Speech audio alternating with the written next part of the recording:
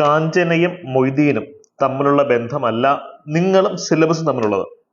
അവിടെ നമ്മൾ കണ്ടു അവർ പരസ്പരം കുറെ കാലം കാത്തിരുന്നു പരസ്പരം കാണാൻ വേണ്ടി അല്ലെ. പക്ഷേ സിലബസ് എന്ന് പറയുന്നത് അത്തരത്തിലുള്ള റിലേഷൻഷിപ്പ് നമ്മളുമായിട്ട് കീപ്പ് ചെയ്യുന്ന ഒരു എൻറ്റിറ്റി അല്ല. അത് നിങ്ങൾ മനസ്സിലാക്കുക. സിലബസിന് വേണ്ടി നിങ്ങൾ കാത്തിരിക്കും തോറും നിങ്ങൾക്ക് പ്രണയസാഫല്യം പോയിട്ട് ഒന്നും ലഭിക്കാനില്ല. പരാജയത്തിന് വേണ്ടിയുള്ള കാത്തിരിപ്പായിരിക്കും അത്. എനിക്കറിയാം ഇപ്പം ഡിഗ്രി ലെവൽ പ്രിലിംസ് കഴിഞ്ഞു, മെയിൻസിന്റെ ഡേറ്റ്സ് ഒക്കെ ഓൾമോസ്റ്റ് അറിയാം ഏത് മാസങ്ങളിലാണ് നടക്കാൻ പോകുന്നത് എന്നുള്ളത്.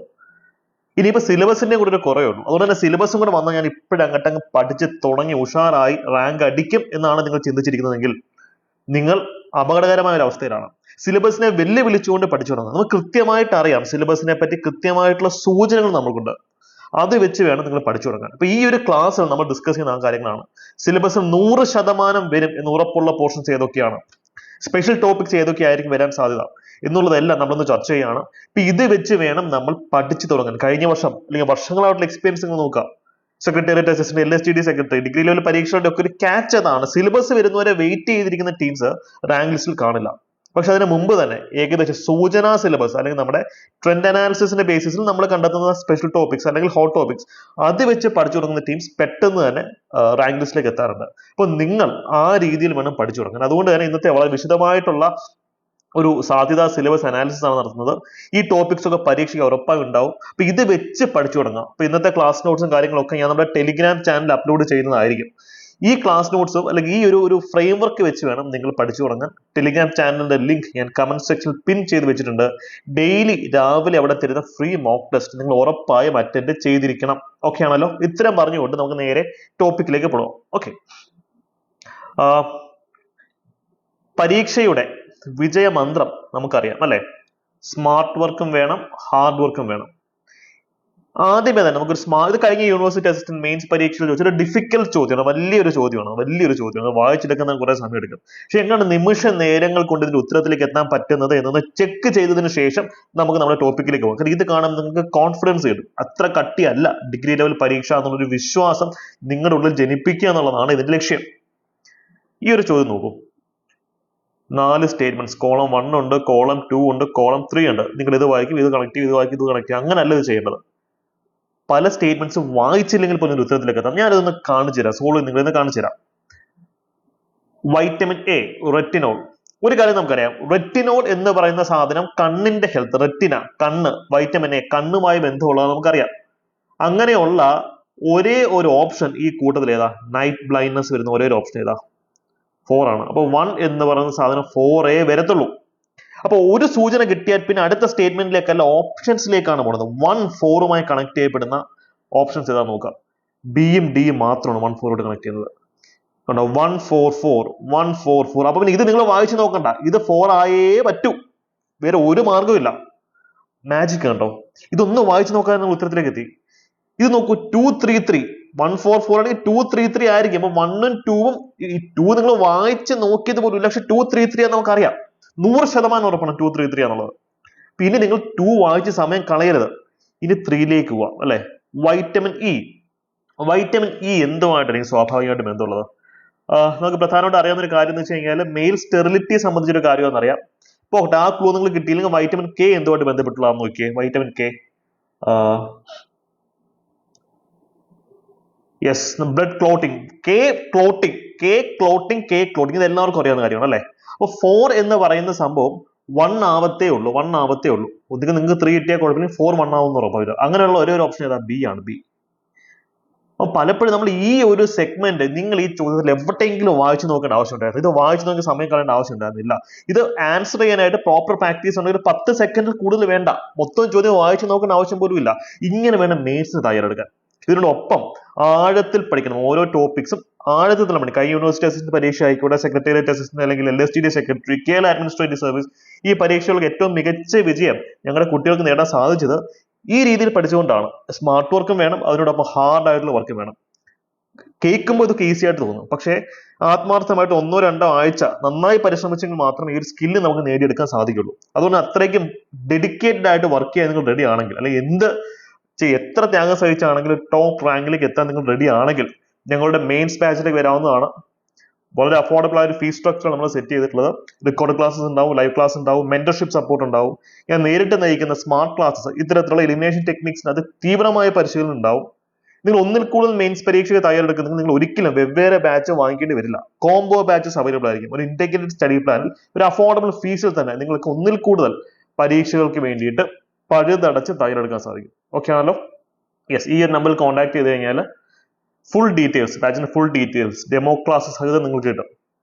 അപ്പൊ ഇനി നമുക്ക് അഡ്രസ് ചെയ്യാനുള്ള എലഫന്റ് ഇൻ ദ റൂമാണ് അല്ലെ. എന്താണ് സിലബസ്? എവിടെയായിരിക്കും സിലബസ്?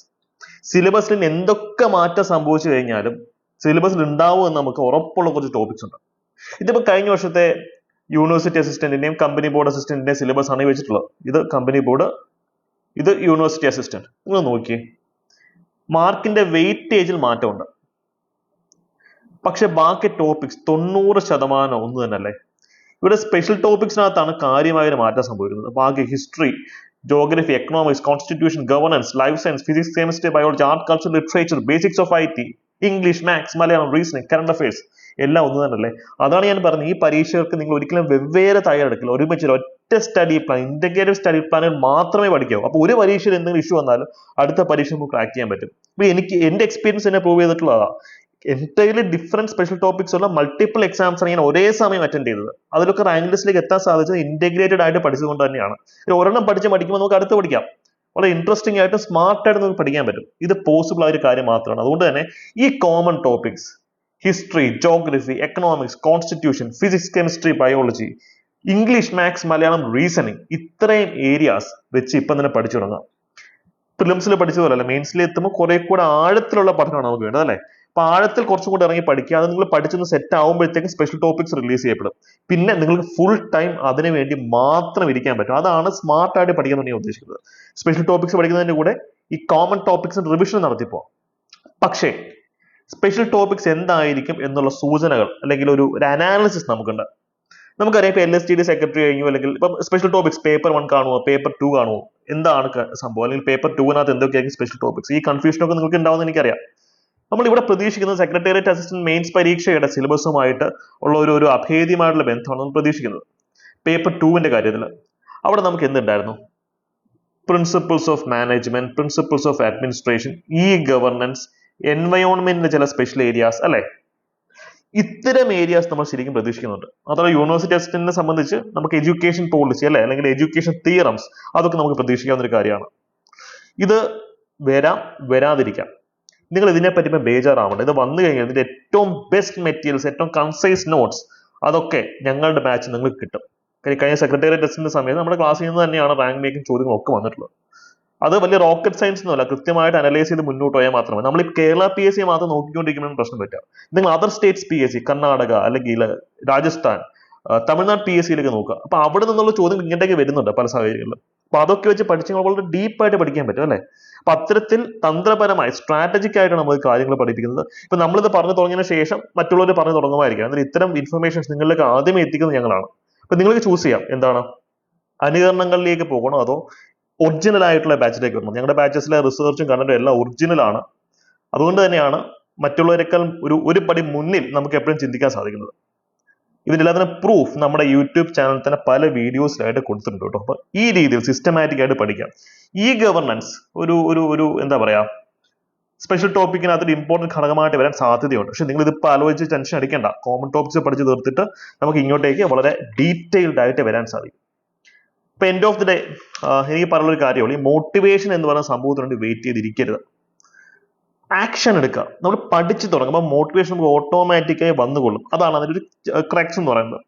ഇവിടെ 2 കാര്യങ്ങൾ മാത്രമാണ് കൺക്ലൂഷൻ ആയിരിക്കും നിങ്ങളുടെ പറയുന്നത്. പോയിന്റ് നമ്പർ 1 എന്ന് വെച്ച് കഴിഞ്ഞാൽ, ഒരു സർക്കാർ ജോലി എന്ന് വെച്ച് കഴിഞ്ഞാൽ വെറും ഒരു എന്താ പറയാ ഉപജീവന മാർഗം, ഒരു വരുമാന മാർഗം മാത്രമല്ല, നിങ്ങളുടെ കുടുംബത്തിന്റെ അല്ലെങ്കിൽ ഇനി വരാൻ പോകുന്ന തലമുറയുടെ തലവര മാറ്റാൻ കപ്പാസിറ്റി ഉള്ള ഒരു ആയുധമാണ്. അപ്പൊ ആ ആയുധം നിങ്ങൾ എത്രത്തോളം മൂർച്ചയോടുകൂടി സൂക്ഷിക്കുന്നു എന്നുള്ളതനുസരിച്ചിരിക്കും നിങ്ങളുടെ വിജയം. രണ്ടാമത്തെ കാര്യം, PSC എക്സാംസ് നോക്കുന്നത് തന്ത്രപരമായി കാര്യങ്ങളെ ഡീൽ ചെയ്യാനും പ്രോബ്ലത്തിനെ സോൾവ് ചെയ്യാനും പറ്റുന്ന ഒരു ഉദ്യോഗസ്ഥൻ, ബ്യൂറോക്രാറ്റിനെയാണ് അല്ലെ. അപ്പോ അത്ര സ്ട്രാറ്റജിക്കലായി തന്ത്രപരമായി പഠിച്ചു തുടങ്ങുന്ന ആൾക്കാർ തന്നെ ആയിരിക്കും ഈ പരീക്ഷ ക്രാക്ക് ചെയ്യുന്നത്. അപ്പൊ അവരെ ട്രെയിൻ ചെയ്യിക്കാൻ എളുപ്പമാണ്. അവർ സ്ട്രാറ്റജിക്കൽ തിങ്കേഴ്സ് ആണ്, പ്രോബ്ലം സോൾവിംഗ് ബ്യൂറോക്രാറ്റ്സ് ആണ്. അപ്പൊ നിങ്ങൾ ഈ രീതിയിൽ പഠിച്ചു തുടങ്ങും. അപ്പൊ നിങ്ങളുടെ ഒരു ഉദ്യോഗസ്ഥ ജീവിതത്തിന്റെ ട്രെയിനിങ് ഇന്ന് മുതൽ ആരംഭിക്കുകയാണ്, അല്ലാതെ സർവീസിൽ കയറിയിട്ടല്ല ട്രെയിനിങ് ആരംഭിക്കുന്നത്. നിങ്ങൾ സ്റ്റുഡന്റ് ആയിട്ട് ഇരിക്കുന്ന കാലഘട്ടത്തിൽ തന്നെ അവർ ട്രെയിനിങ് ആരംഭിക്കുന്നുണ്ട്. ഇത്ര തന്ത്രപരമായി ചിന്തിച്ച് തന്ത്രപരമായി മുന്നോട്ട് പോകുന്നവരാണ് ടോപ്പ് റാങ്കിലേക്ക് എത്തുന്നത്. അപ്പൊ നിങ്ങൾ ഈ ഒരു കാര്യം മനസ്സിൽ വെച്ചുകൊണ്ട് പഠിച്ചു തുടങ്ങുക. ഈ ഒരു മെന്റാലിറ്റിയിൽ പഠിച്ചു തുടങ്ങാൻ ഉറപ്പുള്ള ആൾക്കാർ വിൻ എന്ന് കമന്റ് ചെയ്യുക കേട്ടോ. So all the very best. ഉഷാറായി പഠിച്ചു തുടങ്ങാം. എന്ത് സപ്പോർട്ട് നമ്മുടെ കമന്റ് സെക്ഷനിൽ കോൺടാക്ട് ചെയ്യാം. ഞങ്ങളുടെ ബാച്ചുകളും നിങ്ങൾക്ക് അഫോർഡബിൾ ഫീസ് സ്ട്രക്ചർ അവൈലബിൾ ആയിരിക്കും. ഈ ഒരു നമ്പറിൽ കോൺടാക്ട് ചെയ്താൽ മാത്രം മതി. All the best.